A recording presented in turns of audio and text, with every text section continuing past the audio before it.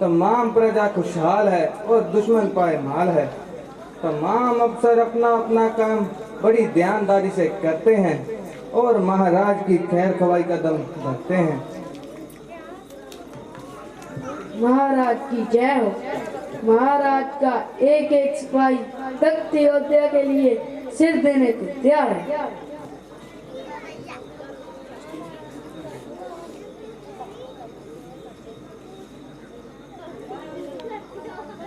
महाराज की जय हो। खजाने की हालत तलाबियत मदान है। जमा खर्च की बिल्कुल सही मजार है। तमाम मजाजम पूरा ध्यानकार है और अपने अपने काम में उस्तशियार है। तमाम जिम्मेदार हर प्रकार के विपदा से रहित हैं और आनंद सहित हैं। ना किसी को किसी प्रकार की शिकायत है। दुष्ट प्राणियों का यहाँ पर कोई नामो निशान नहीं और राज्य की ओर से कोई भी मनुष्य बदगुमान नहीं, क्योंकि जरूरत के समय उनकी सहायता की जाती है और हर प्रकार की उनकी मदद की जाती है।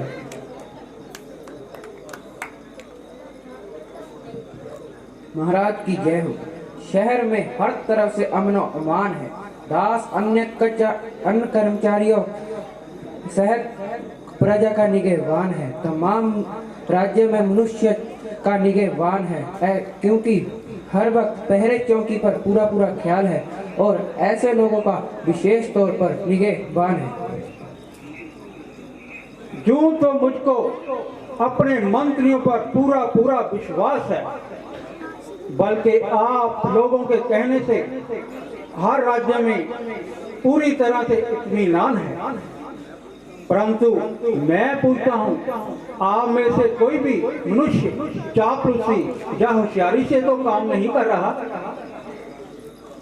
महाराज को किस प्रकार हमारी नेक नियत पर शक हुआ, जिसको सुनकर मेरा चेहरा भी थक हुआ।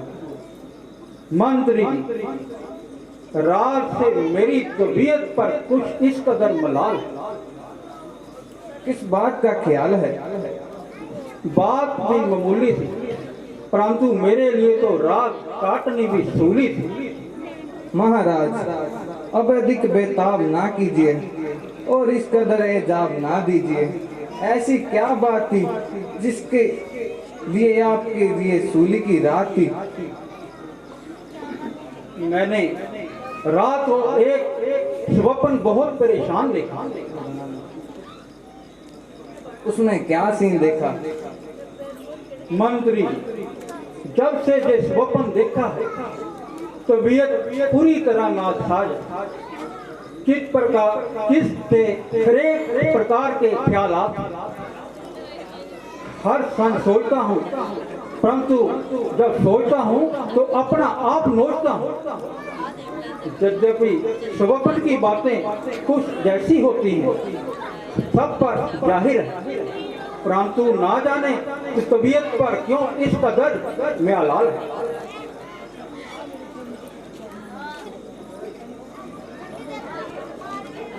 पृथ्वीनाथ, आप इस बात को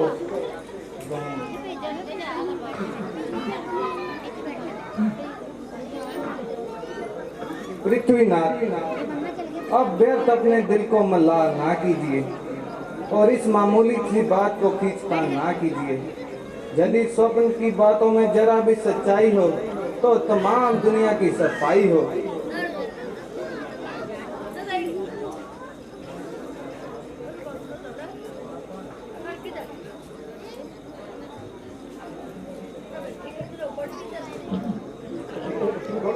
महाराज की जय हो।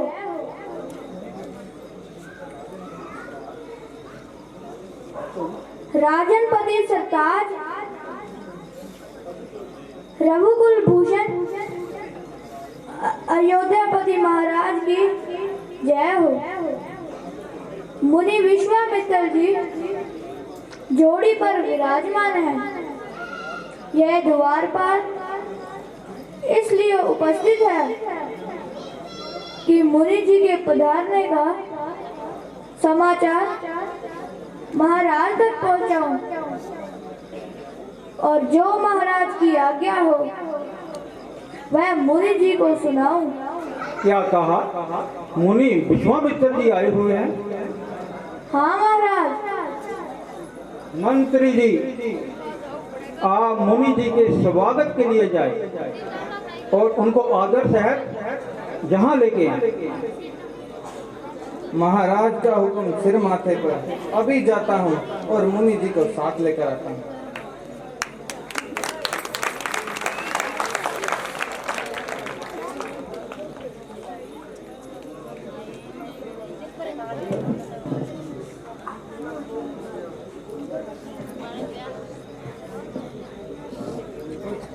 मुनिवर, नमस्ते, निवेदन स्वीकार कीजिए और आपके चरण में अपना सिर धरता हूँ। चलिए दरबार को सुशोभित कीजिए और आज दिन दरबार को दर्शन दीजिए। हर एक छोटा बड़ा आपके दर्शन को बेकरार है और वहाँ आपका सख्त इंतजार है। महाराज की आज्ञा के अनुसार आपके स्वागत के लिए आया हूँ और उनका संदेशा आप तक लाया हूँ। इसलिए मेरी प्रार्थना स्वीकार कीजिए और दरबार में चलकर मशहूर कीजिए। मंत्री आनंद रहो। जहाँ तक आने में आपको जो भी कष्ट हुआ है उसके लिए मैं क्षमा मांगता हूँ और आपको आशीर्वाद देता हूँ, क्योंकि हम साधु सन्यासियों के पास बजाय आशीर्वाद के और रखा ही क्या है। महाराज, आप नाहक शर्मिंदा ना कीजिए। हमारी ऐसी प्रारब्ध कहा जो आप इस तरफ तशरीफ लाए। ना जाने किस तरह आपका आना हुआ। अब अधिक समय ना लगाएंगे और जल्दी से दरबार में चलिए। बहुत अच्छा, चलिए।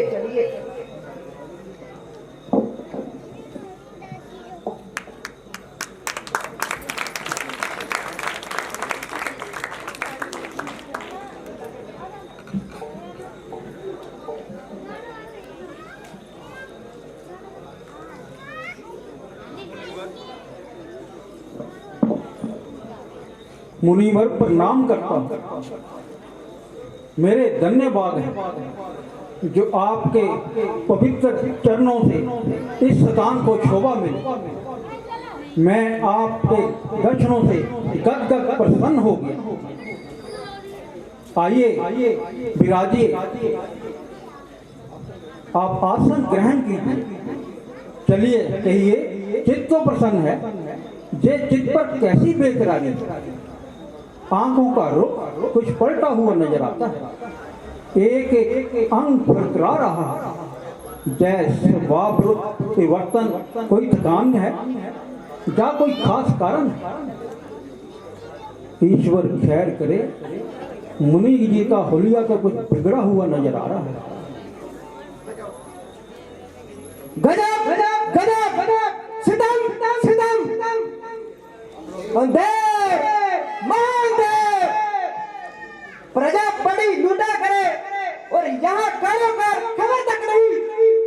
राजन, आपके गंगा पार इलाके में राक्षसों ने खूब आफत मचाई है कि दुहाई है, दुहाई है। जो भी यात्री आता है बड़ी बेरहमी से लूटा जाता है और वध किया जाता है। और कल की ही घटना है, यात्रियों का एक समूह स्त्रियों और बच्चों समेत लूटा। कईयों की जान गई और कईयों का सिर फूटा। तमाम इलाका मरीज के हाथों दुखी हो रहा और उस कमबख्त की जान को रो रहा। अब तो इनके साहस इतने बढ़ गए हैं कि हम साधु सन्यासियों को तंग करना शुरू कर दिया है। हम लोग जंगल में बैठकर ईश्वर का भजन करते हैं और कंदमूल खाकर अपना पेट भरते हैं। ना किसी को सताते हैं और ना कहीं पर जाते हैं। केवल अपनी तपस्या के ही सरोकार हैं, परंतु इनको इन पापियों के जय भी नागवार है। अस्तु, हमने एक यज्ञ रचाया था और हर एक विपदा से उसको बड़ी मुश्किल से बचाया था, किंतु ना जाने ये बेईमान कहां से आया मरे। हमारा बना बनाया यज्ञ नष्ट कर दिया और तमाम पुरुषार्थ नष्ट कर दिया। अब यहाँ आकर आफत मचाने लगे, यहाँ तक कि हवन कुंड में मांस घूर घूर के खाने लगे। यदि हम सन्यासियों के साथ ये ऐसी बद अतदाली है तो संसार का तो परमेश्वर भी पाली है। मेरे राज्य में जे अंधेर चोरी नहीं बल्कि सीना चोरी। मेरी प्रजा पे इस कदर आयार हो तो मेरे राज्य करने पर भी धिक्कार है। अभी चढ़ाई करता हूँ और आपके देश से एक एक की सिपाही करता हूँ। यकीन जानिए क्योंकि उनकी मृत्यु आई है, क्योंकि उनके दिल में मौत ही समाई है। साधु सन्यासियों को आखिर सताने लगे हैं और तुम मुंह खाने लगे हैं। सेनापति इसी समय सेना तैयार करो और मेरी दूसरी आज्ञा का इंतजार करो। जब तक इन मुंडियों का तमाम काम ना करूंगा तब तक आराम से ना बैठूंगा। राजन, आपको ऐसे कष्ट करने की क्या जरूरत है, और ना ही वहाँ कोई ऐसी खतरनाक सूरत है। आप केवल राम और लक्ष्मण को मेरे साथ कीजिए और उनका हाथ मेरे हाथ में दीजिए। मैं इस अवस्था में आपको और कष्ट नहीं देना चाहता और आपसे फौज लश्कर भी नहीं लेना चाहता।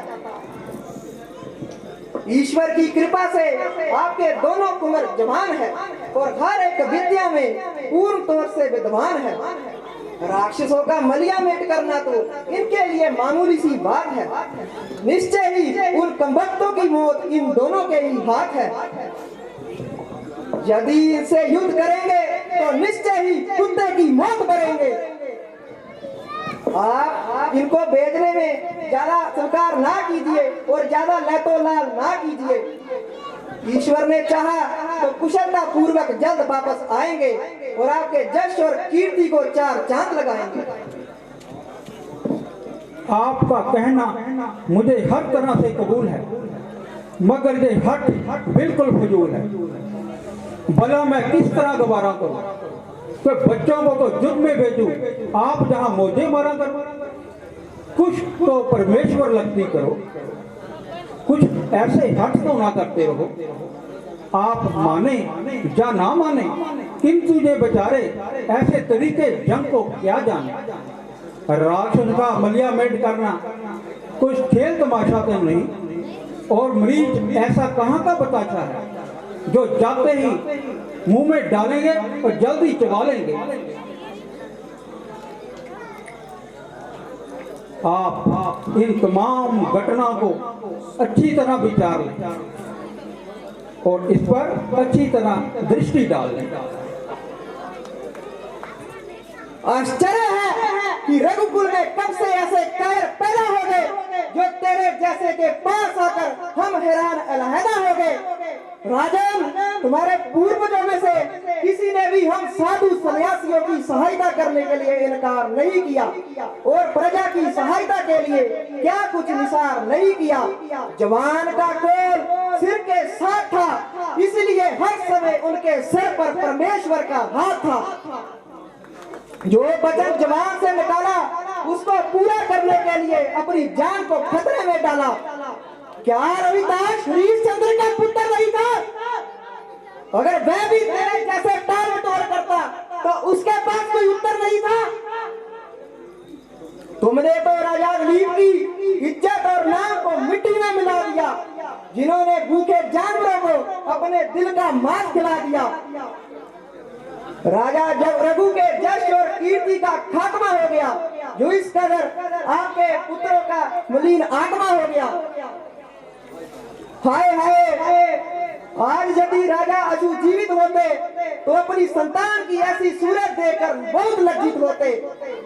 मालूम होता है कि परमेश्वर को जो राज ज्यादा देर तक मंजूर नहीं और वह दिन दूर नहीं जब दशरथ के माथे पर कलंक का टीका होगा और उस समय ये तमाम मजा फीका होगा। बहुत अच्छा, आराम कीजिए और मेरा अंतिम प्रणाम लीजिए। ना मुझे आपकी फौज की दरकार है और ना ही आपसे और आपके पुत्रों से सरोकार है। जैसी बनी हुई बनाऊंगा, परंतु तेरे जैसे कार के पास कदापि ना आऊंगा। दिल ही दिल में मैं क्या करूं, किस कुएं में पड़ूं, ये दोनों अपनी हट पर अड़े हैं। दोनों के एक दूसरे के तेवर चढ़े हैं। उधर बैर राम लक्ष्मण को भेजने के रजामंद नहीं है। मुनि जी खाली हाथ जाना पसंद नहीं है। लेकिन क्या करूं, किसको समझाऊं। इधर जय पुत्रों के मौसम मौजूद है, उधर उनका सीना तीसरे के जीना सोरी से मजबूर है। मुझे विश्वास है, हाँ यही दुरुस्त है। राजा को समझाता हूँ, जिस तरह हो उसी मार्ग में ले आता हूँ। महाराज आप ज्यादा इसकार ना कीजिए और राजकुमार को भेजने से इनकार ना कीजिए। आज स्वयं समझदार है, हर एक बात से बातिकार है। जो मुनि जी खाली गए वह रुसवाई होगी, तमाम संसार में रुखसाई होगी। हाँ दुरुस्त है। आप तो इन्हीं की ही तरफदारी करेंगे और इन्हीं की हमायत का दम बनेंगे। आपका कहना सुनना बिल्कुल फजूल है, क्योंकि हर बात बिल्कुल नामूल है। इनको हट छोड़ने पर क्यों माइल करोगे। आप तो मुझे ही परेशान करोगे। परमेश्वर ना करे अगर लड़ाई में कुछ उल्ट पलट हो गया तो मेरा तो मुंह काला हो गया।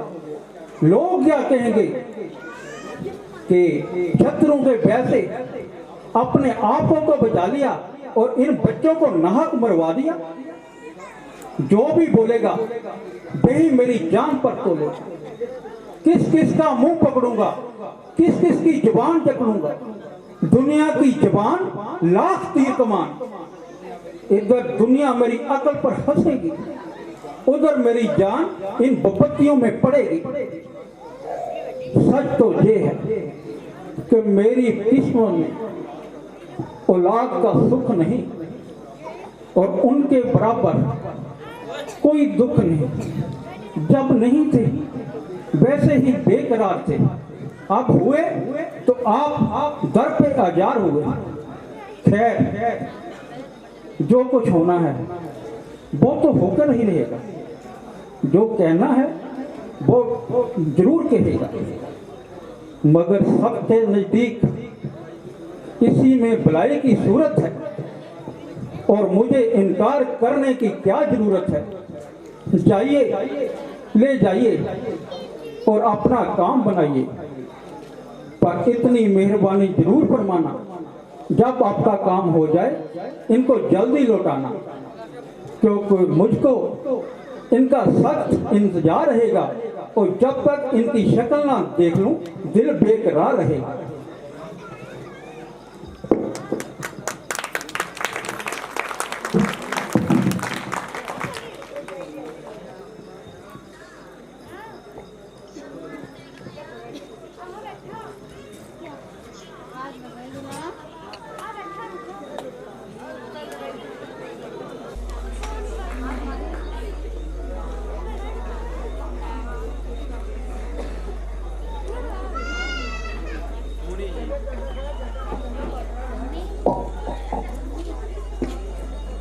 मुनि जी, यह कौन सा मुकाम है? मरीच और सबाहू की माता ताड़का का भी यही ज्ञान है। क्या वह भी अपने बेटों की तरह बदकार है? आला दर्जे की जालम और जफाकार है। चलिए तो आगे कदम बढ़ाइए। नहीं, पहले इनकी मिट्टी टिकाने लगाओ। स्त्री पर हाथ उठाना महापाप है ये आपका वृथा पश्चाताप है और खासकर क्षत्रिय धर्म के तो बिल्कुल बरखिलाफ है। नहीं, पापी को दंड देना क्षत्रिय का पहला धर्म है। वो देखो कैसे बदकार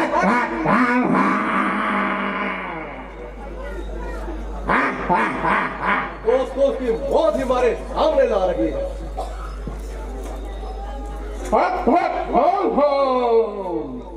तुझको भी खाओ, हक्का का मांग, तेरे भाई को भी खाओ, इस बुड्ढे की चटनी बना के खाओ। आदमियों की तरह बात कर, अगर हिम्मत है तो दो दो हाथ कर। मालूम होता है जिंदगी से बेजार हो, इसलिए इतने तेज इतरार हो। ओ बदकार, होशियार हो जा और मरने के लिए तैयार हो जा।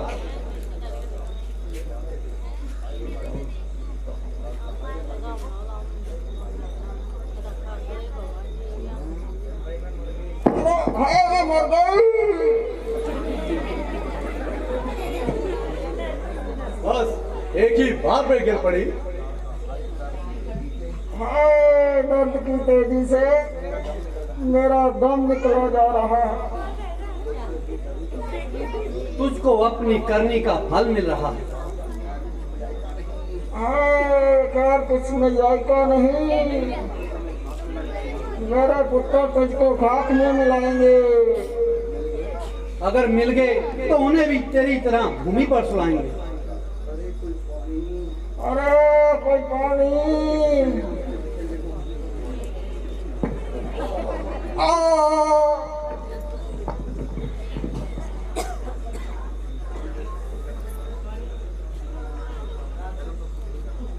शगुन तो संतोषजनक हुआ, मगर क्षत्रिय धर्म के तो विरुद्ध हुआ। यह आपके दिल का भ्रम है। हर एक पापी को दंड देना क्षत्रिय का पहला धर्म है। गुरु जी, यह भ्रम तो बड़ा सुहाना है। हाँ हाँ, किंतु आजकल राक्षसों का भी यही ठिकाना है। क्या मारीच की भी इसी जगह बुधोवास है? हाँ, तमाम जंगल उसी की मिरास है। आखिर कोई खास मुकाम? जहाँ मिल जाए वही हराम। तो जू उनका पता किस तरह पाएंगे? वह खुद ही बागा बागा हमारे पास आएगा। बहुत मगरूर है। यह तो पूरी दुनिया में मशहूर है। अच्छा, थोड़ी देर यहीं आराम कर लें। क्या हर्ज है, हम भी विश्राम कर लेते हैं।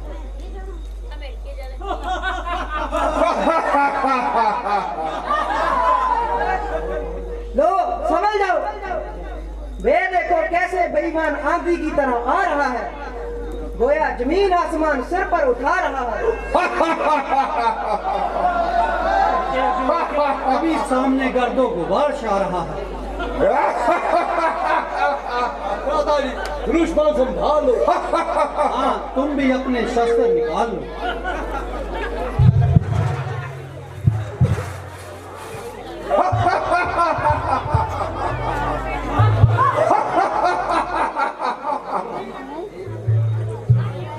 एक औरत को कत्ल करके उछल रहा रणवीर बचकर कहाँ जाएगा? आप पहुंचा मारी। क्यों म्यान से निकला पड़ता है? औरत को मारकर इतना कर रहा है। उसने अपनी करनी का फल पा लिया। तो तू भी माँ के पास जिता जा लिया।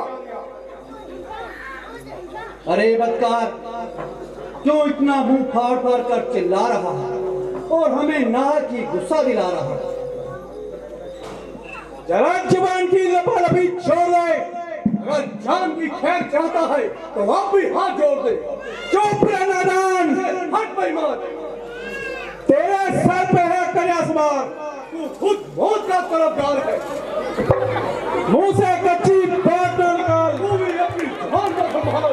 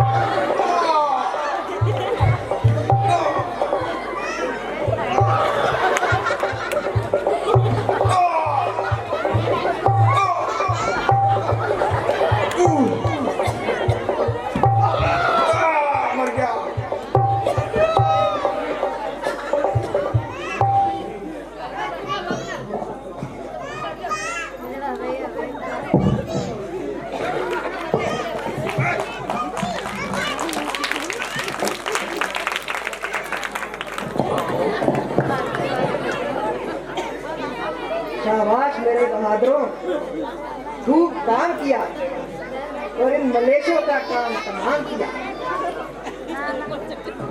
है सब आप ही का आशीर्वाद, अन्यथा हमारी क्या बुनियाद है।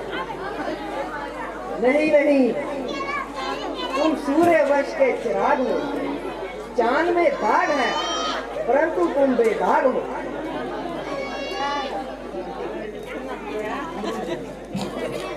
आप बड़े आला दिमाग हो। गुरुजी, आप धन्य हैं। बेटा, हम तुम्हें देखकर बड़े प्रसन्न हैं। और कुछ इरशाद कीजिए। इस आश्रम में कुछ दिन ठहर कर मेरा दिल शाद कीजिए। जैसी आपकी आज्ञा।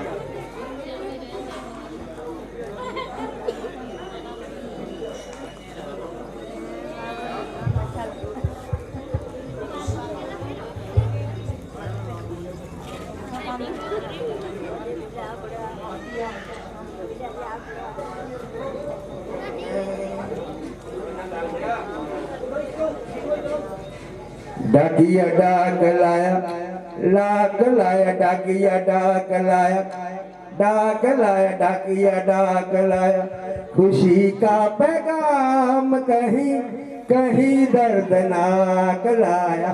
डाकिया डाक लाया, डाक लाया, डाकिया डाक लाया, डाक लाया, डाकिया डाक लाया। ओहो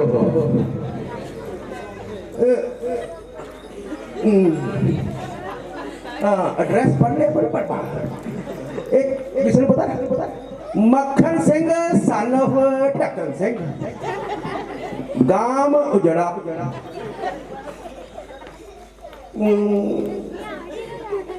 डाकखाना फटापुर, तहसील कट्टापुर, जिला खटापुर। हैगा एड्रेस? जे हैगा तो चिट्ठी बजा दी।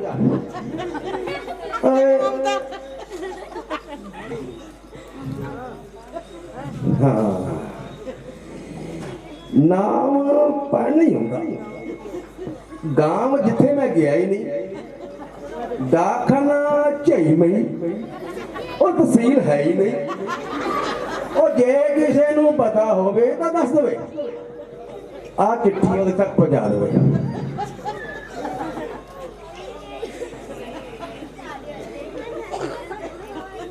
हाँ,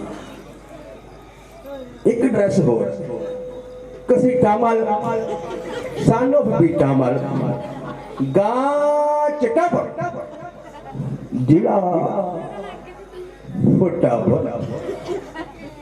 पता किसे नहीं पता। जे किसी को पता भाई हाथ खड़ा कर दे। पता पता था मैंने भी आई। हाँ,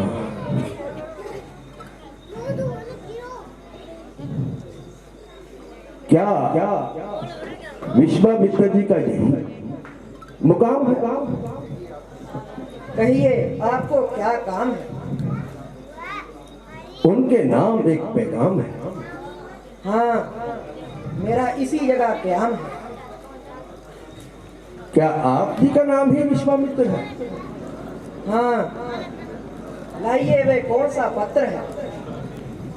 लीजिए महाराज, मुझे और भी बहुत जगह जाना है और बहुत जगह समाचार पहुंचाना है। डाकिया डाक लाया, डाक लाया, डाकिया डाक लाया। वाह वाह, यह भी खूब मौके पर आए। गुरुजी, यह पत्र कहाँ से आया है? बेटा, मिथिलापुरी के राजा जनक ने अपनी पुत्री सीता के लिए स्वयंवर रचाया है और उसमें शामिल होने के लिए हमको बुलाया है। और भी दूर दूर से राजकुमार आएंगे और अपनी वीरता का जोर आजमाएंगे। राजा के जहाँ एक कमान है और उसका ये ऐलान है कि जो भी क्षत्रिय उस कमान का चिल्ला चढ़ाएगा वही सीता का पति कहलाएगा। यदि कुछ हर्ज ना हो तो हमें भी साथ चलने की आज्ञा दीजिए। हाँ हाँ, बड़ी खुशी से तैयारी कीजिए। आप ही लोगों के लिए तो स्वयंवर रचाया है, हमें तो केवल देखने के लिए बुलाया है।